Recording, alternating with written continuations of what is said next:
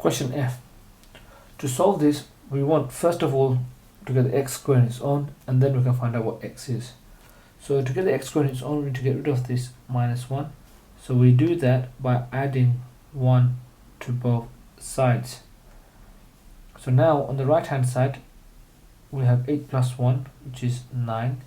And on the left hand side, this minus 1 and this plus 1 cancels out, leaving us just x squared, and then we copy the sign down. So now we have to solve by square rooting. And remember, we're going to square root both sides. So when you square root both sides, we're going to have to find the square root of 9. So essentially, if we do x squared is equal to 9, there are two solutions. X can either be 3 or x can be minus 3, because 3 times 3 is 9 and minus 3 times minus 3 is also 9. So don't forget, there are two solutions. The positive solution is easy, so we can just write x here, square rooted the left hand side, and we square root the right hand side, we'll get x has to be greater than 3. But for the negative solution, for this solution here, we have to change the sign. X is less than negative 3. So we can write the answer like this: x has to be greater than 3, or x has to be less than 3. This comma here shows that there's two solutions. So how do you draw that on the number line? So you draw a straight line, and then we can see for this bit x has to be less than minus 3, so you write minus 3, draw the circle and do the arrow going this way. And for this bit you draw 3 and x has to be greater than 3, so you draw the arrow this way. The circle should be on top of the 3, like that. So the positive answer is very easy to understand, but it's a negative answer that is always the slightly problematic one. So if you think about it, I changed the sign. For x, when it was positive, x is greater than 3. But for the negative, don't forget, I changed the sign. So I said x has to be less than minus 3. Because think about it, look at what happens when x is greater than minus 3. So if we were to keep the sign and say this, which is wrong, don't forget. If we were to say that, well then x greater than minus 3 means x has to be minus 2. So if you look at x, if we make x is equal to minus 2, what's minus 2 square? Minus 2 square is 4. And if you look at the condition in the question, x square has to be greater than 9. Clearly 4 is not greater than 9. So this is completely wrong, and this is correct. So you have to change the sign for the negative answer. The positive answer, just do it as normal. For the negative answer, you'll have to change the sign. Question G. To find the solution, first of all, I have to get the x squared on its own. That means I have to get rid of this plus 2. So I'll do that by taking away 2 on the left, taking away 2 on the right. So now on the right hand side, 6 take away 2 is 4. On the left hand side, the plus 2 and the minus 2 cancels out, leaving with just x squared. So x squared has to be greater than x squared has to be less than or equal to 4. So now the positive solution is easy. When you square root it, don't forget that the square root of 4 can be plus 2 and minus 2. So if we were to have x squared is equal to 4, there are two solutions to this.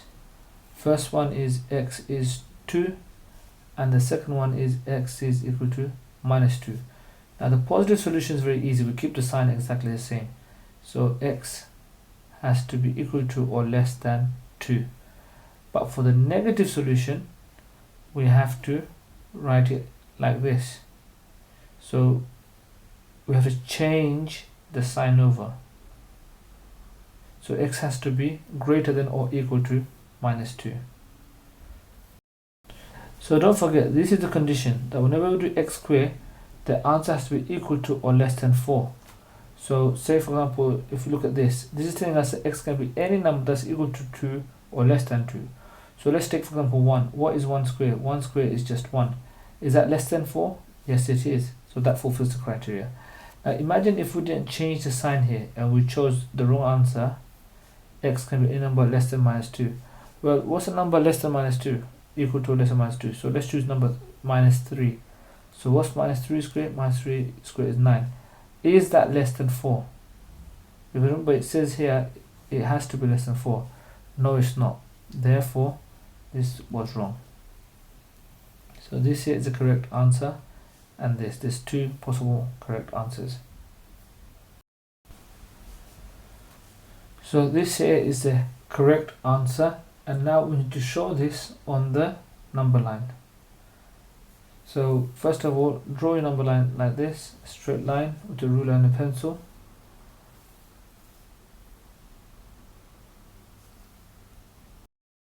I forgot to explain that whenever you have an answer like this, we don't actually need to write it in a comma like that.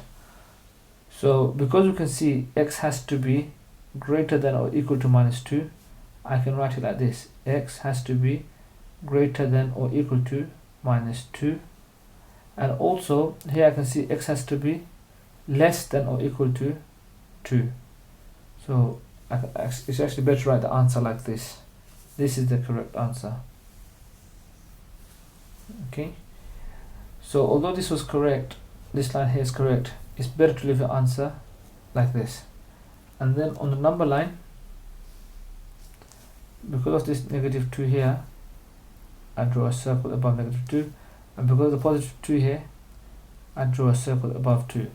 Now this bit is telling me it has to be less than 2, so the arrow will go this way, and this bit is telling me it has to be greater than 2, so the arrow will go this way.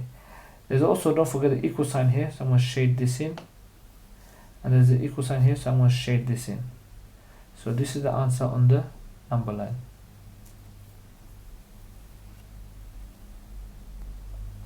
So an important thing to remember is whenever this side here is less than or equal to this side, the right hand side, your graph will always, your number line will always look like this, a joint bit. But if it's not less than, if the left side is greater than or equal to like this, then when you draw your number line, you'll always have your circle like this and the arrows going out like this. And you'll see this as you practice more questions. So just to make this clear, whenever x squared, the left side is less than the right hand side, you will always have a number line like this with a joint bit. And where x squared is greater than b, you'll always have a number line and the arrows will go like this. So this is very important to remember that. So if it's x squared is greater, you'll have this situation on the right hand side, and if x squared is less than, then you have this situation. So if you remember this, it will make it a little bit easier for you to draw your number lines. So question H now. So to find the solution to x, we have to first look at the x squared on its own. So that means we have to get rid of this minus 3. We do that by adding 3 to both sides. So when you add 3 to both sides, on the right hand side you'll have 16, and on the left hand side the minus 3 and the plus 3 cancels out, leaving with just x squared, and x squared has to be less than 16. So don't forget, x squared equals 16 has two solutions: a positive one, which is x is equal to 4, and a negative one, x is equal to minus 4. Because don't forget, minus 4 times minus 4 is equal to positive 16 as well. So for the positive solution, it's very easy. We just square root both sides. So on the left we'll have x, and on the right we'll have 4, and we'll just copy the sign down. But for the negative one, we'll have to change the sign. Just change the sign. Because whatever our answer is, it has to be less than 16. So if any number is greater than minus 4, so for example, if we chose x is equal to minus 3, so what's minus 3 squared? Minus 3 squared is 9. And is 9 less than 16? Yes it is, so therefore it does fulfill our criteria. However, if we chose a number which was less than -4, so let's say -5, so what's -5 square? Is 25. Is 25 less than 16? No, it's not, so therefore this is wrong. We can't have a number less than -4, so the answer is x has to be greater than -4. So how do I write the answer down? So the answer will be written down like this.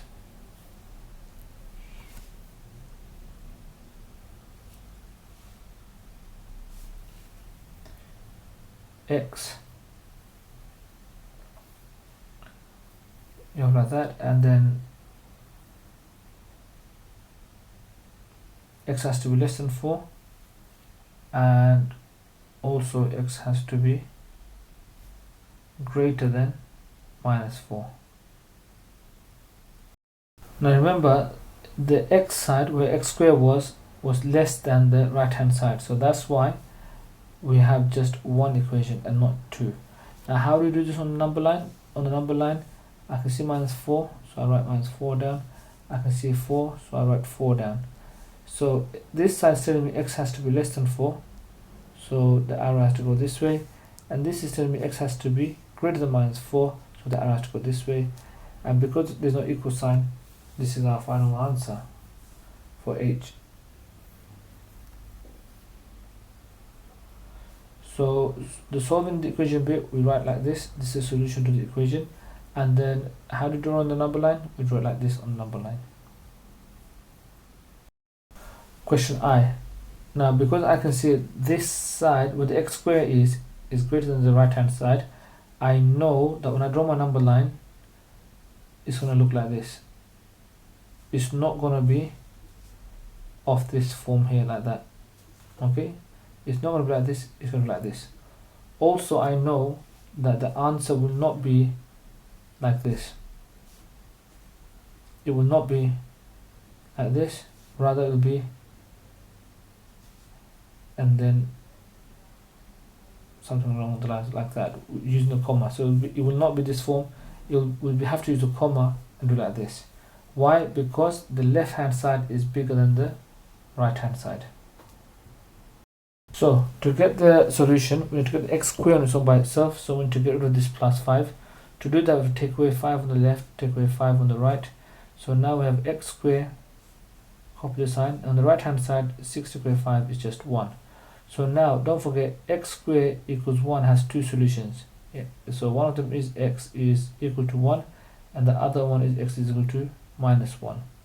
So the positive solution is very easy, square root both sides, and this is the positive solution. For the negative one, don't forget you to change the sign. Okay, and how do you show the answer? So the final answer is x is greater than 1, and x has to be less than -1. So how do you draw that on the number line? You draw a number line like this, and because I can see this bit has something to do with 1, so you mark 1 on the number line. And because of this bit here, I can see -1, so you draw number 1 on the number line. Now this bit is telling me x has to be greater than 1, so the arrow will go like this, and this bit is telling me x has to be less than -1, so the arrow will go like this.